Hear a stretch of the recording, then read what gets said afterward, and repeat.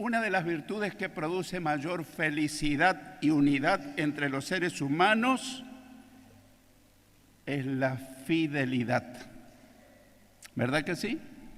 Pensemos un momento lo que significa la fidelidad entre nosotros, en el hogar, en la familia, en la congregación, en el trabajo inclusive, aunque hay muchas personas que en el trabajo no conocen al Señor, pero ser fiel, ser leal, ser honesto, ser sincero, cosa que no es muy fácil encontrar en el mundo secular.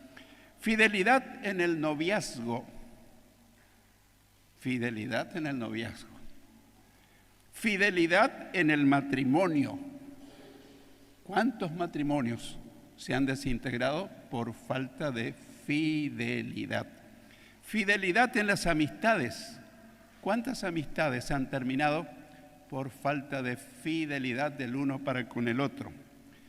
Fidelidad en todas las relaciones humanas. Es un término, una virtud que casi no la exponemos, no la hablamos y a veces no somos tan fieles en practicarla. Y cuanto más la fidelidad para con Dios.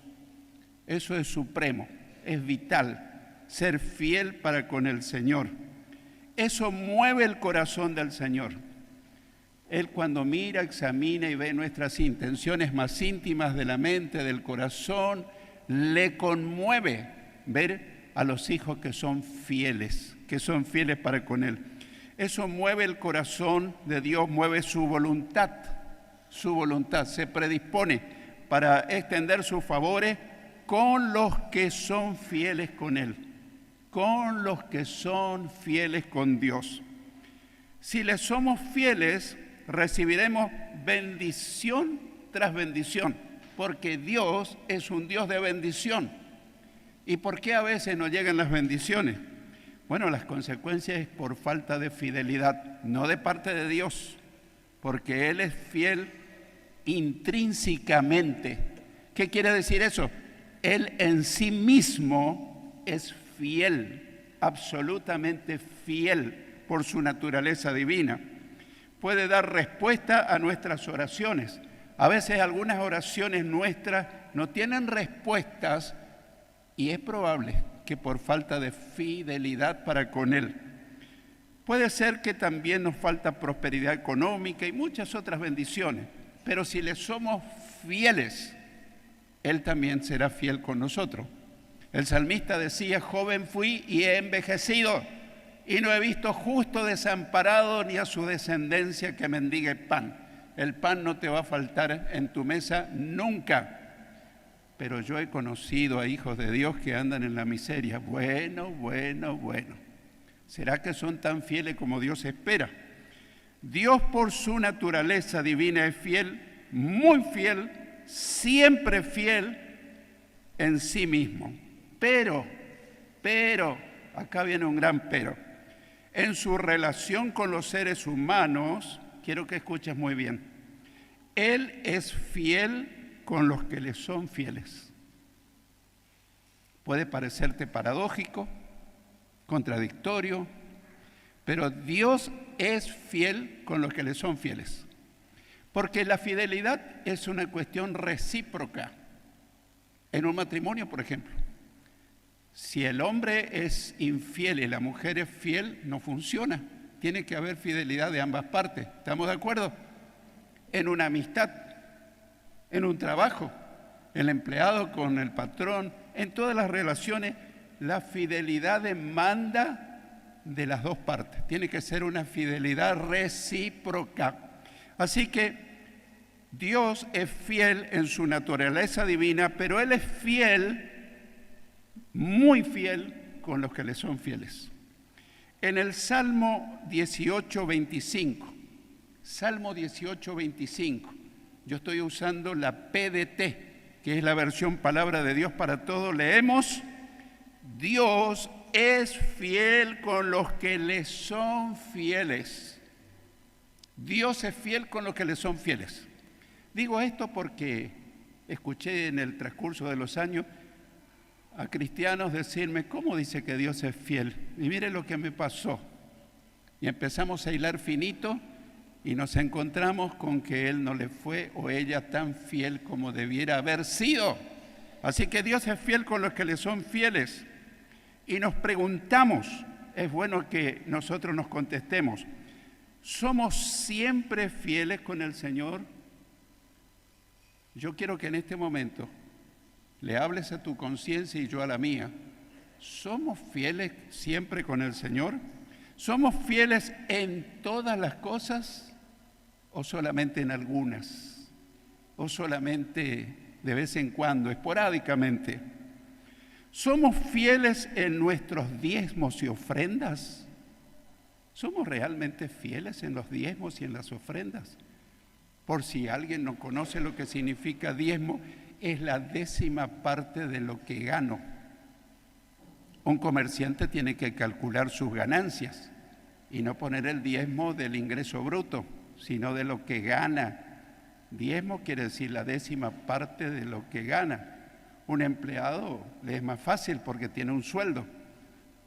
Tiene un sueldo y entonces lo divide por 10 y una parte, no es que él es generoso y le da a Dios. No. Esa 10ª parte es de Dios. Y Dios, como buen padre y socio, si me permiten esa expresión, dice, hijo, yo no quiero el 50%. Yo te doy el 90%, pero el 10% es mío. No lo ocupes porque no te corresponde. Y nuestra sociedad se quebraría. ¿Somos fieles en nuestros diezmos y ofrendas? Lo vamos a comprobar estudiando lo que Él mismo dice en Malaquías, capítulo 3, versículos 6 y 7. Malaquías, capítulo 3, versículos 6 y 7. Y quiero aclararle que estoy usando en este momento la versión NBV, NB larga, B corta. Quiere decir Nueva Biblia Viva. Te la recomiendo. Es muy fiel, es muy simple, muy entendible. Por eso no te va a concordar si sabes algún texto de la Reina Valera 60, que es una versión bastante anacrónica, si se quiere. Malaquías 3, versículos 6 y 7 dice, porque yo el Señor no cambio. Por esta razón ustedes no han sido completamente destruidos, porque mi misericordia dura para siempre, aunque ustedes sean tan volubles. ¿Qué quiere decir? Inconstantes, cambiantes, inseguros. Aunque desde hace mucho tiempo ustedes han despreciado mis instrucciones. Fuerte lo que dice, ¿eh? Ustedes han tenido a menos, han subestimado, han despreciado mis instrucciones, mis enseñanzas, mis leyes. Aún tienen la oportunidad de dirigirse a mí, de volverse a mí, de convertirse a mí. Diríjanse a mí, vuélvanse a mí y yo los perdonaré. Qué hermosura lo que dice el Señor. Lo digo yo, el Señor Todopoderoso, pero ustedes responden, jamás hemos desobedecido tus instrucciones. Fuerte lo que dice Dios, e increíble lo que le contesta la gente que supuestamente creía en Dios. En primer lugar, el Señor dice que no cambia. Es el mismo ayer, hoy y por los siglos. No cambia. Y por su misericordia no hemos sido destruidos. Por su misericordia. Porque la misericordia del Señor es muy grande. Y por eso Él no hizo nada para dañarnos. Sí puede ocurrir que nos estamos perdiendo muchas bendiciones. Así que el Señor no cambia. Pero no cambia esa expresión, también significa que sigue esperando que diezmemos y ofrendamos.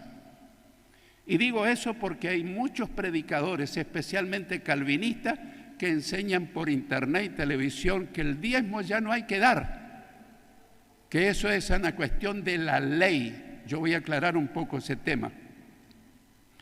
El diezmo era antes de la ley. Abraham, antes que existiera la ley mosaica, diezmó a Melquisedec por su propia cuenta. Nadie le pidió. Pero nació en su corazón el deseo de diezmar de todo lo que él tenía a un sacerdote que es figura de Jesucristo, que se llamaba Melquisedec. El diezmo era antes de la ley. Durante la ley era ley. Era ley. Y quiero decir algo que quiero que escuche bien, y los que están en contra del diezmo también que me escuchen bien.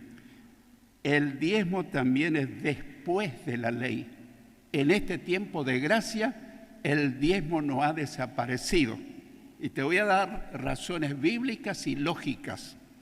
La ley dice no matarás, ¿verdad? La ley dice no matarás. Dice no mentirás, no robarás. Pero ahora cualquiera de nosotros podría decir, bueno, yo ahora soy libre de matar porque no estoy bajo la ley. Yo estoy bajo la gracia y como no estoy bajo la ley, ahora puedo matar, puedo hacer un asesinato. Ahora yo puedo mentir, ahora yo puedo fornicar, yo puedo adulterar porque yo vivo en la gracia. Craso error. La ley antes estaba escrita en tablas de piedra y luego en papiros, etcétera, etcétera. Pero Dios puso esa ley moral en nuestro corazón. Los cristianos tenemos en nuestra mente y en nuestra conciencia esa ley. Y cuando un buen cristiano está por hacer algo indebido, el Espíritu Santo te va a decir y me va a decir, eso no es la voluntad de Dios, estás por pecar. Así que la ley para algunos tenía vigencia en su época, y para ciertas cosas sigue teniendo vigencia, pero para el diezmo no. ¿Por qué? Si la ley decía no matarás, yo nunca encontré un versículo ni en el Antiguo ni en el Nuevo Testamento que diga no diezmarás. Si vos lo encontraste, quiero que me muestre. No existe un versículo en la Biblia que diga no diezmarás ni ofrendarás. Así que tenemos que tener cuidado porque hay cosas que nosotros escuchamos en televisión o internet y que son totalmente antibíblicas y que son de pastores famosos y multitudes dicen, ¡qué bueno! Tampoco podemos dejar de diezmar por estar bajo la gracia. En el Nuevo Testamento, como decía, no se prohíbe diezmar. Jesús dijo, ¡ay de ustedes, escribas y fariseos hipócritas! Porque diezman la menta y el eneldo y el comino. Esos son productos de la agricultura. ¿Por qué dice estas cosas? Porque ellos eran un pueblo ganadero y agricultor.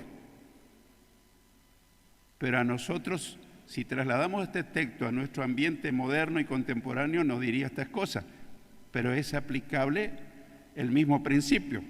Le decía, porque ustedes diezman, son fieles de la menta, del eneldo y del comino y no hacen lo más importante de la ley, la justicia, la misericordia y la fe. Ellos diezmaban, pero no tenían justicia, no hacían justicia, no tenían misericordia, no tenían fe. Y escuchá cómo termina el dicho de Jesús. Ustedes deben ser justos, tener misericordia, tener fe, sin dejar de diezmar. Estamos en el Nuevo Testamento. Mateo 23, 23. Después en tu casa analizarlo y ve cómo Jesús está aprobando el diezmo. Lo que pasa es que he hablado también con cristianos que diezman. Y me dice, pero pastor, ¿por qué me va mal en esto y mal en aquello? Y le digo, ¿vos practicás la misericordia? Bueno, a veces soy bastante duro con mi esposa. ¿Vos practicás la justicia? ¿Sos justo para con tus hijos, para con todos tus actos? Y el hermano o la hermana empieza a bajar la cabeza y se humedecen sus ojos. ¿Vos practicás la fe? Y respira hondo y me dice, debo reconocer que no. Bueno, está faltando lo principal. Vos podés diezmar fielmente, pero si vos no estás practicando la justicia, la misericordia y la fe, tu diezmo no le sirve a Dios. Porque Dios no está detrás de tu bolsillo, sino de tu corazón. Ah, entonces voy a dejar de diezmar. No, van juntos. Alguien dijo que el amor se prueba con el bolsillo, porque había un esposo muy romántico y le decía a la esposa: te amo, mi muñequita, mi amor, mi amor. Y él tenía un hermoso sueldo y la mujer tenía que trabajar de doméstica. No es ningún desprestigio trabajar de doméstica, porque él no le daba ni un peso, era un tacaño, era un mezquino. Estoy hablando de casos reales, ¿eh? Él tenía un sueldazo, pero la mujer tenía la zapatilla rota. Para comprarse sus necesidades tenía que ir a trabajar en cualquier cosa. Entonces no había reciprocidad. Entonces, pero qué alentador es escuchar al Señor decir: sean fieles conmigo y yo los perdonaré. Si hasta ahora alguien dice: yo soy ese que no diezmo, o diezmo de vez en cuando, o no diezmo nunca, el Señor te dice: sé fiel conmigo y yo te perdonaré. Y agrega algo que le dijo a la mujer adúltera: ni yo te condeno, vete. ¿Y qué terminó diciéndole? Pero no peques más, no sigas guardándote mis diezmos para vos, eso me pertenece, y las ofrendas también. Quiero hacer una aclaración: el diezmo es la 10ª parte de lo que ganamos, y la ofrenda es algo que nace del corazón, no tiene medida. Cuando más amas al Señor, más abultada es tu ofrenda. Los versículos 8 y 9 dicen: ¿puede una persona robar a Dios? ¿Puede una persona robar a Dios? Claro que no. Pero ustedes me han robado y aún se atreven a preguntar: ¿cuándo te hemos robado? Ustedes me han robado los diezmos y las ofrendas. Ay, ay, ay, qué fuerte habla el Señor. Por eso toda la nación está en la mira de mi castigo, pues todos me están robando. Y cuando yo leía ese texto decía: la Argentina dice ser un país cristiano. Sí, somos cristianos. Y hay que pagar aporte a todo. El impuesto país, el impuesto a las ganancias, hay que pagar a todo, a todo. Pero mirá, si Argentina diezmara, o al menos ayudara económicamente para que el Evangelio de Cristo se extendiera al mundo entero, ciertamente que el país le apoyaba a la Iglesia Católica Romana, le sostenía con grandes sumas, por ello se sostienen grandes catedrales. No lo estoy diciendo esto con ironía, con sarcasmo ni nada, es la cruda realidad. Yo no sé, escuché que Milei iba a suprimir eso, o a lo mejor ya lo hizo, a lo mejor no, porque estamos en derechos iguales, todos somos cristianos y bueno, nuestros templos no están subvencionados por el gobierno ni provincial, ni nacional, ni nada. Todo lo que tenemos en nuestros templos sale de la fidelidad de los miembros que diezman y ofrendan. Y yo te invito un día a recorrer nuestro templo, no para hacer alarde, para que veas dónde está invertido tus diezmos y tus ofrendas. Prácticamente no hay salón que no tenga aire acondicionado. Varios salones tienen monitor de televisor. Tenemos cámaras de observación. Tenemos, increíble, si mandáramos evaluar la propiedad de este templo, es increíble. Los millones y millones y millones que costó construir a través del tiempo y lo que cuesta sostener. Porque vos sabés más que nadie cómo en tu casa se va el dinero pagando a la municipalidad lo que tenés que pagar, el impuesto, la tasa, la patente, para todo.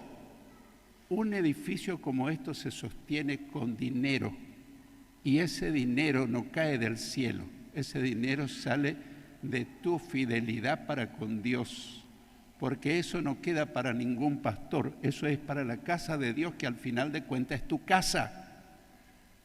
Y seguramente alguien dirá: pero yo conocí una iglesia que el pastor se embolsillaba algunos. Sí, es verdad, pero en nuestra organización nosotros ni siquiera tocamos el dinero. Todo bajo está el control de la Comisión de Finanzas.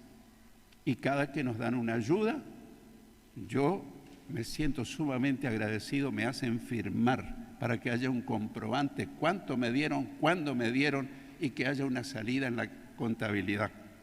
Dios dice, no robarás a tu prójimo, se entendía. Pero ustedes, dice el Señor, me han robado los diezmos y las ofrendas. Ese es lo mismo que ir a la policía y robarle a la policía. ¿Cómo si la policía es para cuidar? Que nadie robe. Bueno, por esa causa toda la nación está en la mira de castigo. Y pensé yo, mira si Argentina empezara, no digo diezmar, pero por lo menos ofrendar para el avance del cristianismo en el mundo o en la Argentina misma. ¿Cómo adelantaría la Argentina? Por eso estamos, tal vez es mi conjetura, estamos pasando una crisis terrible. Una vez le preguntaron a Jesús, ¿está bien pagar los impuestos al César? Y el Señor respondió, denle al César lo que es del César, al imperio romano en ese momento. El pueblo de Israel estaba sometido al imperio romano. Denle al César lo que es del César y a Dios lo que es de Dios. Mateo 22, 21. Es decir, paguen sus impuestos al Estado y paguen sus diezmos a Dios. Qué equilibrado es Jesús, ¿no? A cada cual lo que le corresponde. En los versículos 10 y 11 del mismo pasaje, Malaquías 3, los versículos 10 y 11, Dios dice, traigan todos los diezmos a la tesorería del templo. Reitero, traigan todos los diezmos a la tesorería del templo para que haya alimento suficiente en mi templo. Si lo hacen, yo abriré las ventanas de los cielos y haré que venga sobre ustedes una benéfica y oportuna lluvia sobre sus campos para que obtengan abundantes cosechas. Los exhorto a que me prueben en esto. Sus cosechas serán grandes, porque yo las cuidaré de los insectos y de las plagas. Sus uvas no caerán antes de madurar. Lo digo yo, el Señor Todopoderoso. Y esa frase final viene a ser la firma del Señor. Yo digo esto y acaba mi firma. Yo soy el Señor Todopoderoso. Bueno, detengámonos un momento y meditemos en cada una de sus partes. Traigan todos los diezmos a la tesorería del templo, no una parte. Una vez estuve hablando con una hermana, o ella conmigo, y me dijo, pastor, yo soy fiel en diezmar, pero no estoy recibiendo lo que usted enseña. Ah, ¿y cuál es tu sueldo? Bueno, yo tengo un sueldo de jubilada. Ah, qué interesante, pero soy fiel en diezmar de mi jubilación. ¿Y no recibís nada más? Sí, tengo la pensión de mi esposo que falleció. ¿Y no diezmás de la pensión de tu esposo? No, porque ese no es mi dinero, era de mi difunto marido. Quiero aclararte algo, mientras él vivía, ese también era tuyo, porque en el matrimonio es de los dos, de común acuerdo. No es que él es el dueño de la plata y ella el dueño. En el matrimonio los dos son los dueños, bolsa común, aunque en la administración pueden separarse. Traigan todos los diezmos. Así que no diezmás de la pensión de tu marido difunto, no. Entonces no estás diezmando fielmente, estás diezmando parcialmente, estás diezmando de tu jubilación, pero te estás guardando el diezmo de tu pensión de tu marido que ya está en el cielo. Y si mi marido hubiese sido inconverso, lo mismo. Ahora él ya no está y la pensión de él pasó a ser tu sueldo complementario, ciertamente. No una parte. Así que ella primero se sintió sorprendida. No lo había pensado, pastor. Lo hice sin querer, pensando que yo no debía diezmar de la pensión de mi marido que él falleció. Pero lo voy a poner en práctica. No pasó 3 meses cuando viene la hermana a decirme sorprendida, estoy recibiendo respuestas de lo que Dios promete. porque ahora estás diezmando todo, no un diezmo parcial. Todos los diezmos siempre, no de vez en cuando, porque hay miembros de iglesia que diezman de vez en cuando. Un mes sí, otro no, pasan 3 meses y no diezman. Y yo te quiero decir, ¿qué pasaría si con los otros gastos, en cualquiera sea de tu hogar, vos pagás un mes pero dejás pasar varios meses sin pagar tus deudas? Tendrías problemas. Entonces, todos los diezmos siempre, siempre. Hay miembros, yo quiero decir esto con mucha prudencia y con amor y mucho respeto, pero Dios sabe que estoy por declarar verdades. Hay miembros de la iglesia que son totalmente fieles y queremos aprovechar, cada uno sabe si es totalmente fiel. Y oramos para que el Señor cumpla su promesa de bendecirle. Y Dios le bendice. Y la mayor parte de la obra del Señor son sostenidos por los fieles. Diezman todo, todo, todo. Te digo más, yo me voy a una iglesia a predicar y me dan una ofrenda. Y lo primero que hago es sacar de esa ofrenda el diezmo y no me quedo con él. Entrego para el Señor. Hay miembros que solo dan una parte de sus diezmos.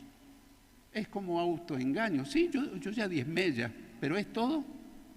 Acordate de Ananías y Zafira que dijeron que dieron todo, pero dieron solamente una parte. Hay miembros que dan de vez en cuando, no siempre. Y tengo que decir algo muy fuerte. Oré mucho, ¿lo digo o no lo digo? Y sentí la convicción. Hay miembros de la iglesia que nunca diezman en todo el año. Quiero decirte delante del Señor, esto no es un regaño, no es una acusación. Yo quiero decirte con amor, te estás perdiendo muchas bendiciones del Señor. No está dando nada nunca. Y si todos hiciéramos lo mismo, tendríamos que vender el templo, tendríamos que anular todo, no podría seguir. Puede ser por desconocimiento. Vamos a pensar bien, por desconocimiento o por no darle la prioridad al Señor. Porque hay un obrar que no es adecuado. Cobra el empleado, el jubilado, lo que sea, empieza a pagar todas sus deudas. Y al final, si me sobra algo, le doy al Señor, aunque no esté el diezmo completo. Voy a dar una partecita, aunque sea. Lo primero al cobrar es sacar el diezmo aparte. Y alguien me preguntó estos días, ¿y si yo lo guardo en casa? ¿Está bien? Y yo le dije, no, porque en un momento vas a echar manos de ese dinero ajeno.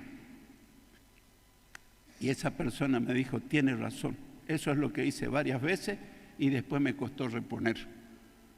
Así que lo primero al cobrar un dinero es sacar lo que es de Dios. Y del resto, comenzar con la farmacia, comenzar con el almacén, hablando un término antiguo. Puede ser por desconocimiento o por no darle la prioridad al Señor. Ahí se ve si el Señor está en el primer lugar en mi escala de valores. Dios promete abrir las ventanas de los cielos. Obviamente esa es una expresión figurada. ¿Qué quiere decir? Derramaré bendición sobre ustedes hasta que sobreabunde. Se van a sorprender lo que yo voy a hacer. Matemáticamente no te va a alcanzar, pero Dios no está sujeto a las matemáticas. Dios no sé cómo va a hacer que tu 90% te rinda mucho más. Porque quiero decir un principio que lo aprendí a través de los años. No es la cantidad de dinero que ganes, sino de la buena administración. Hay personas que ganan fortuna y no le alcanza el dinero. Hay otros que ganan menos y le alcanza y a veces les sobra. Yo tengo una regla para mí, para nosotros. Se llama 10, 20, 70. El 10 es el 10%, sagrado, eso no se toca. El 20% ahorro, a rajatabla. No me va a alcanzar el 70%, yo no sé. Yo aprendí eso y el 20% lo pongo a plazo fijo, el banco que me da más, y a la vuelta de varios años hay una suma considerable que después me permite comprar cualquier cosa al contado. O sea que yo soy el beneficiado. Y con el 70% tengo que vivir. ¿Y me alcanza? Sí, porque muchos de nosotros hacemos compras impulsivas, innecesarias.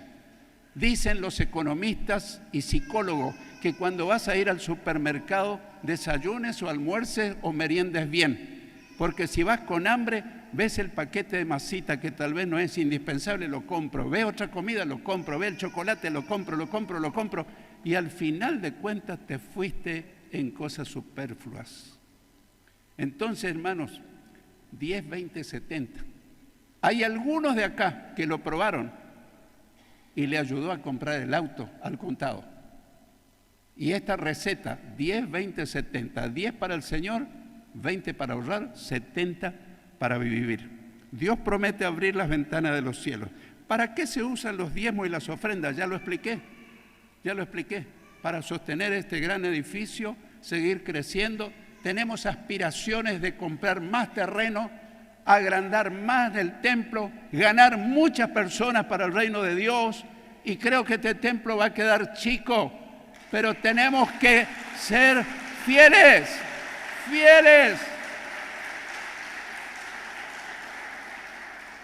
Dios por única vez dice que lo probemos. Él nunca dice que lo probemos. Y quien le prueba a Dios en cualquier cosa es un atrevido y se ofende a Dios. Pero Él mismo dice, pruébenme en esto, hagan la prueba y comprobarán mi fidelidad. Pruébenme en esto, empiecen.